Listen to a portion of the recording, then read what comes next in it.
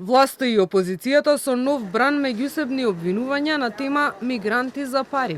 Лидерот на СДСМ Венко Филипче обвини дека власта планира избори на пролет за во јуни да прими мигранти, оти се обврзала на пакет договор за кредитот од Британија. ВМРО ДПМН пак негира и возврати со контраобвинувања кон Филипче дека токму тој пред 7 години работел на отворање на мигрантски кампови. ВМРО ДПМН не сака да подпише резолуцијата. Не сака да им даде гаранција на граѓаните на Македонија, затоа што не може. Затоа што се обврзале да примат мигранти. Мицкоски сега со истата техника сака да го протне проектот мигранти за пари. Сака да замачка очи на народот, да го изврши ова страшно дело, за поизборите да се обиде да си добие уште 4 години власт, за да има време да ги избрише трагите на една од најголемите измами што граѓаните на Македонија ја доживеале во својата историја. Во однос на резолуцијата за мигранти од ВМРО ДПМН негираат дека ја одбиле, бидејќи како што велат СДСМ нема доставено таков документ.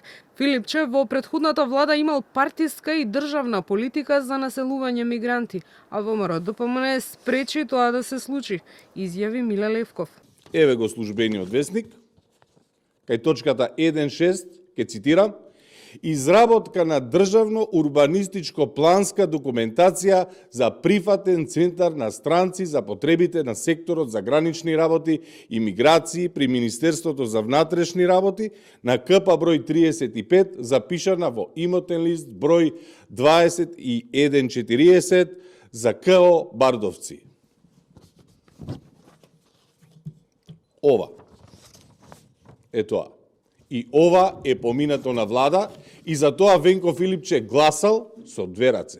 Се додека Филипче е во опозиција, во Македонија мигранти нема да има.